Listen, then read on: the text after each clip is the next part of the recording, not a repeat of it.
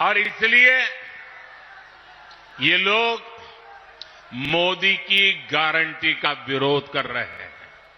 साथियों, इंडी गठबंधन के पास न विजन है न विश्वसनीयता है। दिल्ली में जो लोग एक साथ खड़े होते हैं, अलग अलग राज्यों में वही एक दूसरे को गाली देते हैं। यहां बिहार में तो गजब हाल चल रहा है। यहां इंडी गठबंधन एक उम्मीदवार खड़ा करता है तो दूसरा नेता कहता है कि असली उम्मीदवार वो है। यहां आपस में ही सिर फुटबल मची है। ये मजबूरी में साथ आए लोग हैं और इनकी मजबूरी का एक ही नाम है सत्ता का स्वार्थ। इंडी गठबंधन यानी भ्रष्टाचारियों का ठिकाना। इंडी गठबंधन यानी देश विरोधी नफरती ताकतों का ठिकाना। आप इनके बयान देख लीजिए। इंडी गठबंधन वाले सनातन धर्म को समाप्त करने की बात करते हैं। इंडी गठबंधन वाले भारत के एक और विभाजन करने की बात करते हैं। कांग्रेस पार्टी के नेता खुलेआम बयान दे रहे हैं कि वो दक्षिण भारत को अलग कर देंगे। 2 दिन पहले कांग्रेस ने जो अपना घोषणा पत्र जारी किया है, उसमें भी मुस्लिम लीग के विचारों की छाप है। कांग्रेस ने घोषणा पत्र नहीं, तुष्टीकरण पत्र जारी किया है। साथियों, पूरे देश में चुनाव की हलचल बढ़ रही है, लेकिन ऐसा चुनाव है जिसमें विपक्ष के लोग गठबंधन बनाकर भ्रष्टाचारियों को छुड़ाने की रैली तो कर रहे हैं। और हालत देखिए,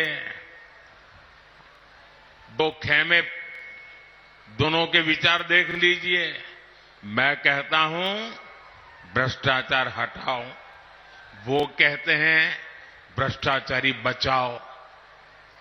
आप मुझे बताइए, देश तोड़ने की बात करने वाले भ्रष्टाचारियों का समर्थन करवाने वाले, सनातन धर्म को खात्मे की बात करने वाले, इन लोगों को बिहार माफ करेगा क्या? बिहार माफ करेगा क्या? कांग्रेस, आरजेडी आपका एक भी वोट पाने के हकदार नहीं है। इन लोगों को सत्ता और भ्रष्टाचार की लत लग चुकी है। सत्ता से दूर जाते ही ऐसे छटपटाने लगते हैं जैसे मछली को पानी से बाहर निकाल दिया गया हो।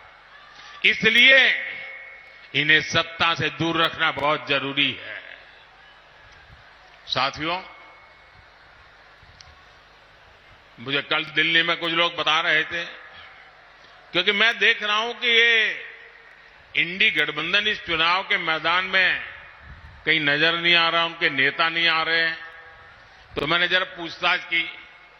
मैंने कहा, भाई मामला क्या है? ठंडे पड़े हो? वैसे उनके एक नेता ने बयान भी कर दिया कि हमारे लोग बहुत सुस्त है, ठंडे है, कुछ करना नहीं चाहते। तो उन्होंने कहा कि इंडी गठबंधन की वरिष्ठ नेतागिरी में पिछले 15 दिन से बहुत तूफान चल रहा है। तो मैंने कहा, क्या तूफान चल रहा है भाई? बोले उनके एक नेता ने हट पकड़ करके बैठे हैं कि जब तक इंडी गठबंधन उन्हें प्रधानमंत्री का उम्मीदवार घोषित नहीं करेगा, वो एक भी चुनाव प्रचार में नहीं जाएंगे। अब ये हाल है उनका, वो बता नहीं पा रहे हैं उनका नेता कौन है, और वो अंदर अंदर लड़ रहे हैं। और इंडी गठबंधन वाले कहते हैं कि भाई अभी नहीं, चुनाव नतीजा आने के बाद तय करेंगे। अब वो अड़ करके बैठ गए हैं और वो कहते हैं जब तक मुझे नेता घोषित नहीं करोगे, मैं कोई रैली करने वाला नहीं हूं। अब ये समझा रहे हैं, पता नहीं समझ जाए नहीं समझ जाए, लेकिन ये हाल है उनका। साथियों, मैंने हमेशा कहा है 140 करोड़ देशवासी मेरा परिवार है, और ये सिर्फ शब्द नहीं है, मेरी भावना है, आपका सपना ही मेरा संकल्प है। नवादा के लोगों की आकांक्षाओं को पूरा करने के लिए भाजपा ने हमारे साथी मित्र विवेक ठाकुर जी को उम्मीदवार बनाया है। उनको दिया गया एक एक वोट मोदी को मजबूत करेगा। 19 अप्रैल को कमल छाप उस पर दिया गया हर वोट विकसित भारत के संकल्प को मजबूत करेगा। आप यहां से जाकर नवादा के जन जन तक मेरा प्रणाम भी जरूर पहुंचाइएगा। मेरे साथ बोलिए, भारत माता लखपति दीदी बनाएंगे। अब मोदी की गारंटी गांव और गरीब परिवार की बहनों को ड्रोन पायलट बनाने की है। मोदी ने पीएम सूर्यघर मुफ्त बिजली योजना भी शुरू की है, ताकि गरीबों का बिजली का बिल, मध्यम वर्ग का बिजली का बिल 0 हो जाए, शून्य हो जाए। लेकिन साथियों, मोदी की ये गारंटियां कांग्रेस, आरजेडी वाले, इंडी गठबंधन वालों को परेशान कर रही है, उनको पसंद नहीं आ रही है। इंडी गठबंधन के एक बहुत बड़े नेता ने कहा कि मोदी जी, आपको जो गारंटी देता है उस पर बैन लगना चाहिए। अरे इतने डर गए हो क्या? अरे मोदी की गारंटी से घबरा रहे हो क्या? ये लोग कहते हैं और कानून को जानकर कह रहे हैं कि मोदी का गारंटी देना ही गैर कानूनी है। मेरे देशवासी, आप इस देश के मालिक हैं, आप मुझे बताइए, क्या मोदी गैर कानूनी काम कर रहा है? क्या गारंटी देना गैर कानूनी है? क्या मैं मेरे देशवासियों को मेहनत करने की गारंटी देता हूं तो क्या मैं गुनाह करता हूं?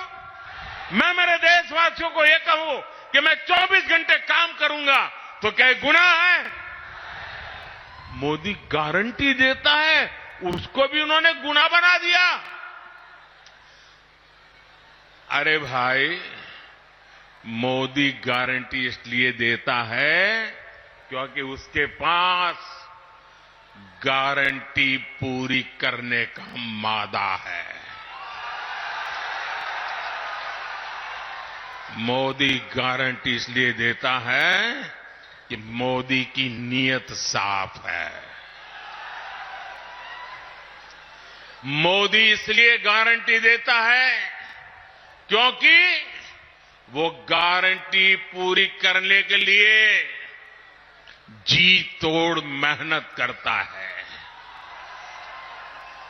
अहंकार में डूबे इंडी गठबंधन वालों को खुद को देश का परमानेंट शासक समझने वाले इंडी गठबंधन वालों को ये समझ नहीं आएगा। साथियों, चुनाव में झूठ बोलना, झूठ बोलकर वोट लेना इंडी गठबंधन वालों की पहचान यही है। इसलिए ये मोदी की गारंटी उसे भी रोकना चाहते हैं। ये भूल रहे हैं कि मोदी की गारंटी यानी गारंटी पूरा होने की गारंटी।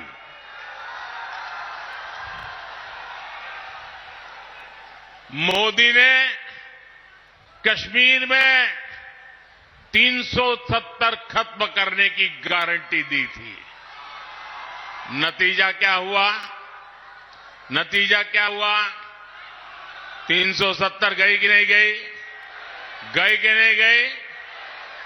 ये बाबा साहब आंबेडकर के संविधान की बातें करते हैं, लेकिन ये इंडी गठबंधन वाले जवाब दें, इतने साल आपने राज किया, संविधान के नाम में गीत गाते रहते हो, लेकिन आपने जम्मू कश्मीर में बाबा साहब आंबेडकर का संविधान लागू नहीं होने दिया था। ये मोदी है जो बाबा साहब आंबेडकर के संविधान को जम्मू कश्मीर की धरती पर भी ले गया, इतने सालों के बाद ले गया। और आप कमाल देखिए, कांग्रेस के राष्ट्रीय अध्यक्ष, छोटा पद नहीं है, उन्होंने अभी भाषण किया। उन्होंने ये कहा, और वो कहीं शायद राजस्थान में बोल रहे थे, उन्होंने कहा कि भाई ये राजस्थान में आकर के 370 का क्या लेना देना, मोदी यहां आकर के 370 की बात क्यों करता है। ये सुनकर के मुझे बहुत शर्म आई दोस्तों। क्या जम्मू कश्मीर हमारा है कि नहीं है? जम्मू कश्मीर हमारा है कि नहीं है? कांग्रेस समझ ले, सुन ले, इसी कश्मीर की रक्षा के लिए मेरे बिहार के अनेक नौजवानों ने मातृभूमि के लिए सबसे बड़ा बलिदान दिया है। कितने ही वीर जवान तिरंगे में लपट करके लौटे हैं कश्मीर को बचाने के लिए।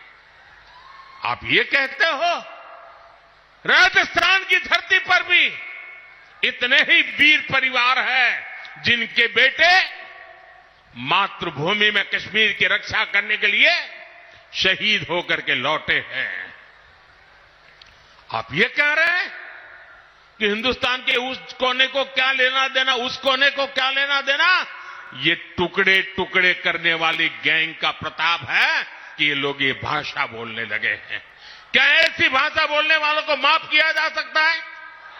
क्या शहीदों का अपमान सहन किया जा सकता है? भाइयों बहनों, मोदी ने 3 तलाक को खत्म करने की गारंटी दी थी। नतीजा क्या हुआ? 3 तलाक जैसी महिला विरोधी कुप्रथा खत्म हो गई। मोदी ने भारत को आंख दिखाने वालों को सबक सिखाने की गारंटी दी थी। नतीजा, जो भारत को आंख दिखाते थे अब वो आटे के लिए भटक रहे हैं। मोदी ने गारंटी दी थी कि अयोध्या में रामलला का भव्य मंदिर बनेगा। आज अयोध्या में भव्य राम मंदिर का शिखर आसमान छू रहा है। जो 500 वर्षों में नहीं हो पाया, जिस राम मंदिर के निर्माण को रोकने की कांग्रेस और आरजेडी ने बरसों तक कोशिश की,